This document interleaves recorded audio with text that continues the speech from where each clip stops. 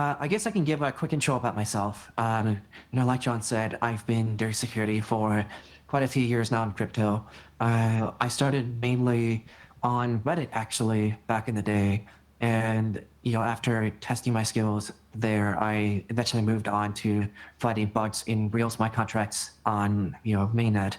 And over the past, it feels like 4 or 5 years now, I've sort of been doing this white hat thing, and really the inception behind SEAL was trying to figure out what I could do beyond just the white hat thing, right? Because the way I saw it, every hour I spent sort of fighting bugs on my own was 1 hour spent doing that. It was sort of linear output, and I was wondering what I could do to make that a quadratic or an exponential or something much bigger.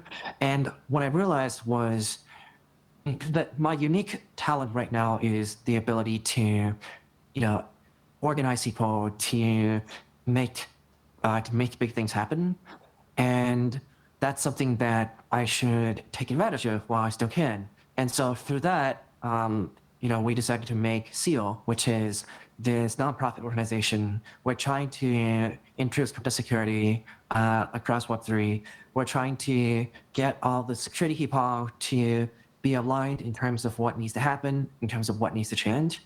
And we've shipped a lot of stuff in that vein. And so, around August of last year, we shipped SEAL 911, which is our, global help desk where anyone can ping and get security help on whatever they need. We also shipped SEAL War Games with the help of Vince, which is our sort of free training exercises for protocols and projects to prepare them for emergency situations. And most recently, as of almost a month ago, we shipped the White Hat Safe Harbor Agreement, which is our way of providing some amount of legal guarantees for white hats who want to step in and rescue funds when a hack is ongoing. So that's sort of what SEAL's been up to. Do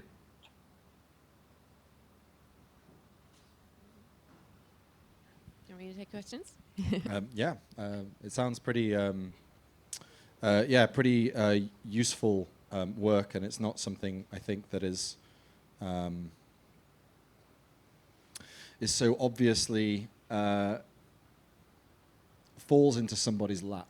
Like, we are a decentralized, an industry of at least some of the ecosystems, decentralized ecosystems, and as such, it's not. There is no like CSO who is responsible for looking after each of these initiatives. So I think it inevitably has to come from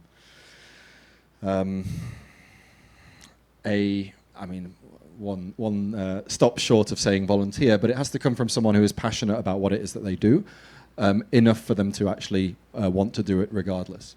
Now, of course, support can be found when it's clearly in everyone's interest, especially with DAO-based systems. It's relatively straightforward to make an argument, I think, for support, but it's not like there is a CEO that can appoint someone, and I think this is one of the most difficult things for decentralized ecosystems to manage, is finding those individuals that are so keen to do a job that they will do it anyway, and they'll do a good job anyway. Maybe Sam, you can talk about. Yeah, I think you made a really good point. Oh, yeah, which is to say that basically you're right. There's no CSO for crypto. There's no CEO for crypto. The crypto ethos is very decentralized. It's about the community. It's about everyone sort of coming together to do their part. And so in that sense, part of what we focus on at SEO is really not being super centralized, right? I think it is slightly unfortunate that currently I'm sort of, it's a double-edged sword, right? I'm leveraging my reputation, my brand to get this thing off the ground, but I think our long-term goal is definitely not to be an organization which is sort of headed by celebrity, right, powered by celebrity status. I think we're trying to navigate to a place where everything we do is sort of orchestrated and organized by the community for the community. And SEO is really just the framework and the structure that people can use to animate all of this interest in making security white to crypto, and to get that activation energy going. So I think it's a really good point to make. I was just going to say, Sam, maybe you could speak about who is within SEAL, as in like what, who is collaborating, and then also specifically SEAL 911, because that's obviously already been used by people within the Polkadot ecosystem. Yeah, so SEAL is made up of a bunch of different white hats, auditors, protocols, researchers, sleuths, around the crypto ecosystem. And we've also very intentionally tried to make sure that SEAL isn't a purely Ethereum thing. Because although my background isn't Ethereum, crypto is not Ethereum. And so we wanted to make sure that we had proper representation across all of the different ecosystems so that we really are taking care of concerns that apply to everyone and not just to ETH bag holders. SEAL 911 is an example of that, where we're not sort of trying to box ourselves into, only handling Ethereum smart contract hacks, right?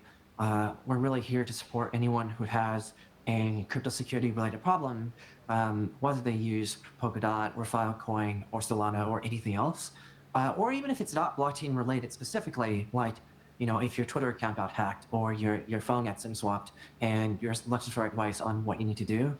That's what we're here for, is to provide you with that advice in the moment when you're sort of at your most vulnerable, right, where you need that help as soon as possible. Yeah, it sounds like a very a desirable service to have. I mean, one wonders how scalable. Is there any particular a strategy that SEAL has for ensuring that as the crypto bag holder community grows, there's always someone at the end of a 911. Yeah, so right now we're about 40 or so volunteers who are, spending our free time, or the time that we would have spent already responding to these sorts of DMs, but now in a much more coordinated fashion. You can imagine before, when someone gets hacked or someone needs security advice, they will just DM the person they know. And so oftentimes, if that person wasn't around or that person was busy, or maybe the person who needed help DM'd multiple people, that's a lot of wasted effort and lost time. And so part of what this is doing is, it's saving a lot of time because we have everyone in one place. Everyone has the shared context on what's going on, and everyone can see if a certain context is needed or a certain connection has to be made.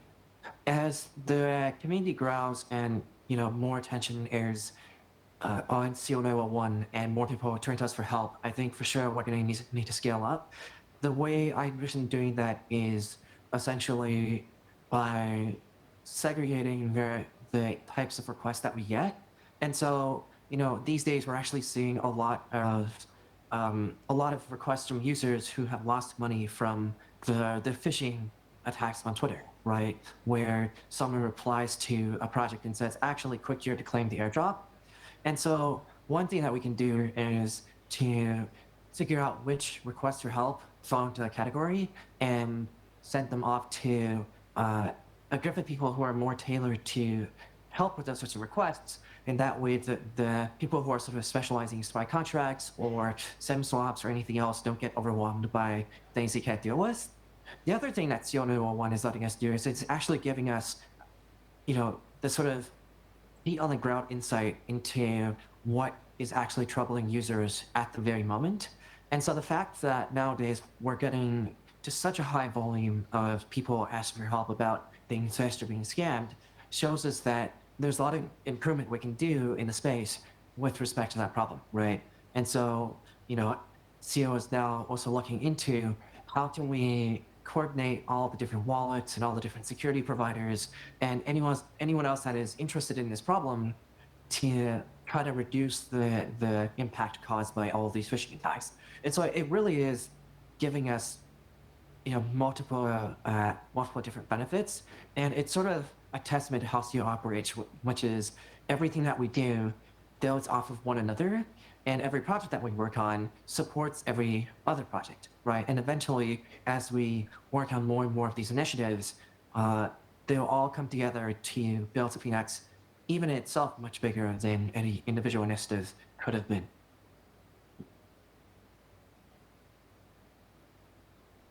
Sounds like winking at me. I should have said I'm going to leave the conversation to these two guys because really you want to kind of you want to hear from them.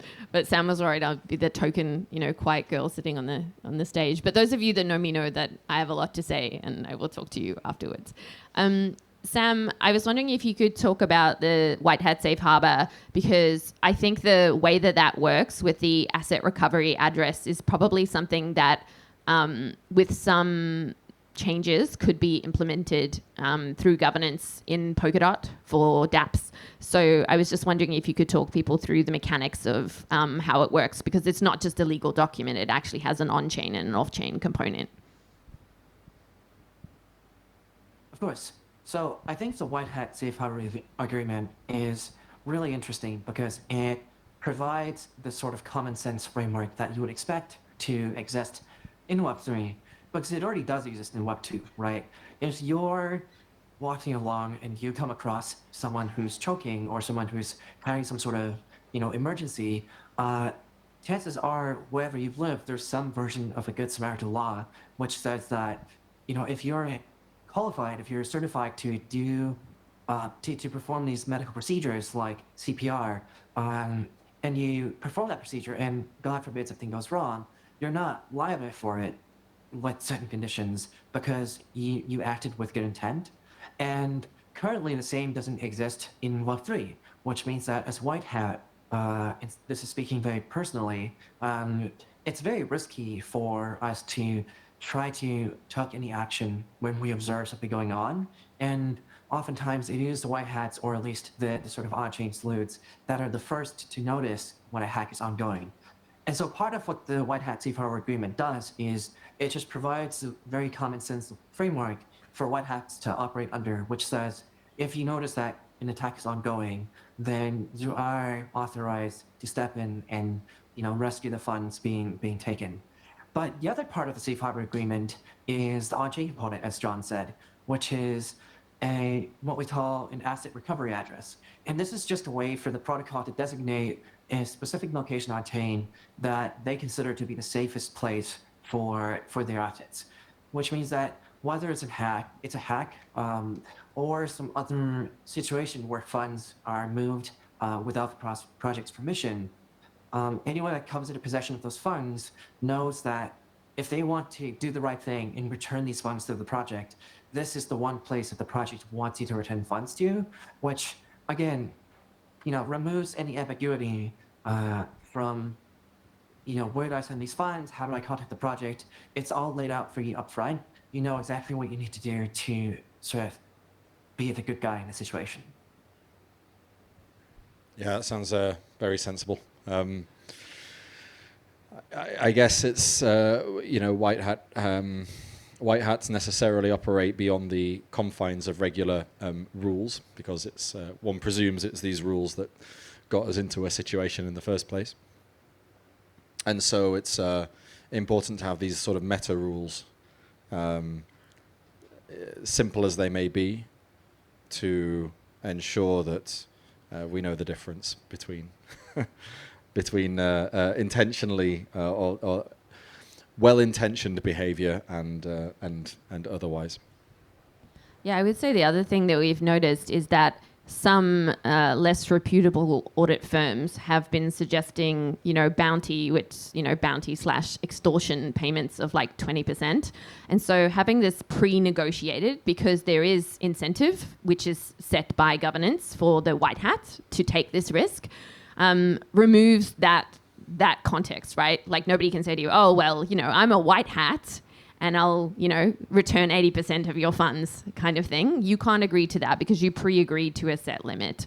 And so there are things within the White Hat Safe Harbor that are explicit, and then there are the second order effects. And for me personally, at least, I think that the second order effects are the most important, because if we want to secure the crypto ecosystem, we need an army. Like, we need, all the crowds, we need everybody to be incentivized. And at the moment, it's just so asymmetrical from, to be a black hat versus be a white hat. Because, I mean, even until recently, I don't think it was economic for someone as good as Sam to be a white hat, right?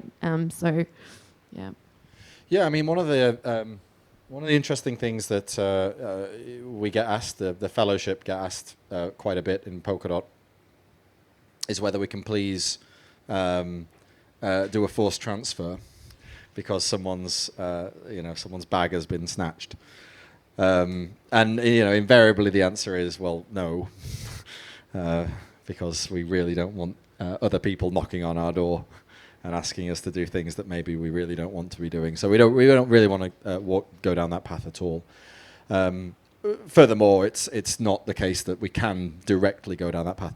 But I think it could be a very interesting possibility for not the fellowship, but rather the broader stakeholder community through broad general governance.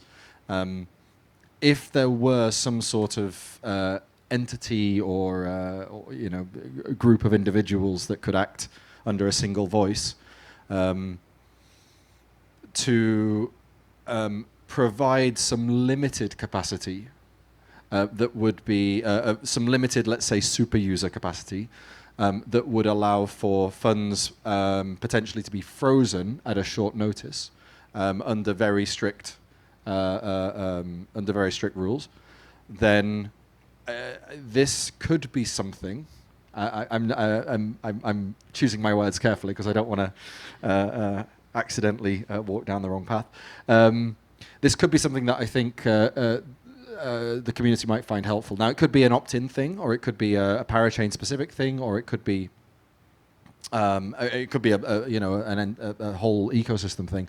But I suspect that there may be some point on the curve beyond, the basic rules are always done without exception, except for governance upgrades, which can change anything. There may be some point somewhere between there that we can mark that allows for limited intervention by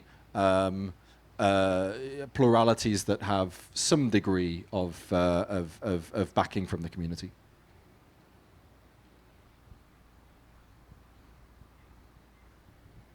I guess the last one to cover would be war games, Sam, which I guess is the other end of the spectrum. So Seal 911, any user in this room could ping the bot and get a response probably within minutes or an hour at any time, from anywhere. But war games is really kind of focused on, at the moment at least, very strategic projects that are like systemic risks. So we've done Compound, we've done the Yearn, FAM, and we also recently did Aave as well. And so, yeah, let Sam talk a little bit about war games. Yeah, so war games is, again, I also want to talk about how a lot of what we're doing at Seal is basically all inspired from common sense first principles, right? It's not anything out of the ordinary. I think a lot of you in this room could have come up with these same ideas. The hard part has always been mobilizing enough resources, enough people to make these things happen. And I think war games is another great example where the idea is really simple. It's basically having been in all of these war rooms where a project has been hacked and they're now trying to figure out how to triage the problem, how to recover from it, a lot of times they're not sure what to do, right? But it's their first war room, it's their first time dealing with a security incident, and as I've said to many people before, I don't fault them for it. If I was in a situation where I was faced with, like my decisions could lead to whether or not I rescue 7 to 9 figures of my protocol's TVL, I would also be extremely nervous and very indecisive about what to do. But the reason I'm not is because I've been in so many of these that I just don't get intuition on how to proceed. And so the logical conclusion is, why don't we just give these protocols that really need this intuition that same experience, right? And of course, we can't actually go and just hack their protocols that would be many different kinds of illegal. But what we can do is set up a simulated environment where we can replicate a scenario where their protocol might be hacked, or their bridge might be compromised, or their chain might be shut down, or DDoSed. And from there, see how they react and give them the chance to organically develop the skills they need in order to respond efficiently in an actual emergency situation.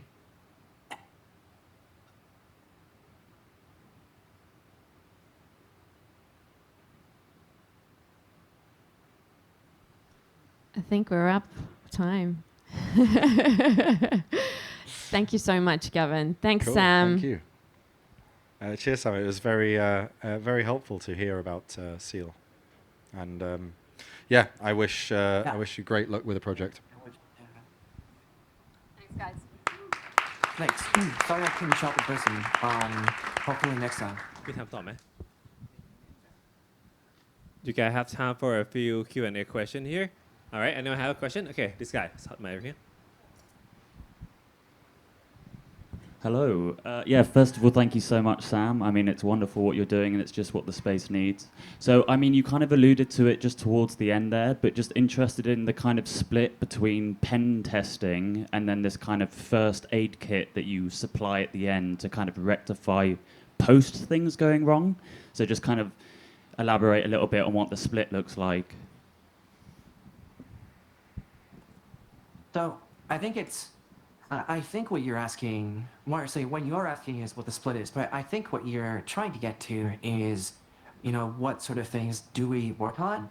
And I think currently the impression is that we're focused very much on, this sort of spectrum of before an incident, after an incident. Are we being reactive? Are we being proactive? And I think that's a factor of what we've decided to start with, but it's definitely not the focus of SEAL. And so, as an example, again, like I said, we're working with a lot of wallets and a lot of security providers currently to figure out how we can better protect users from these different phishing attacks. And so that's something, completely off that incident spectrum.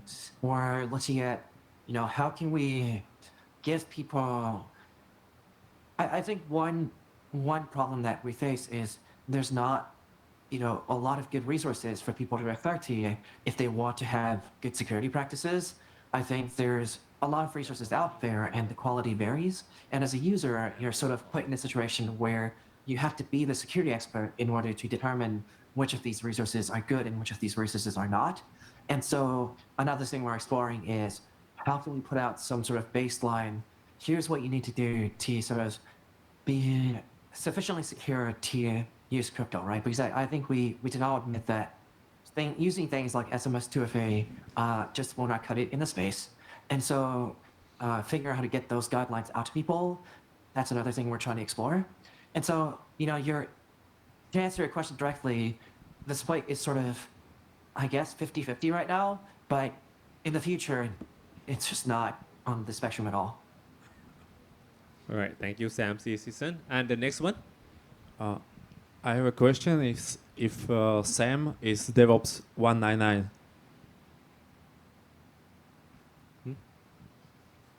Sorry, this one.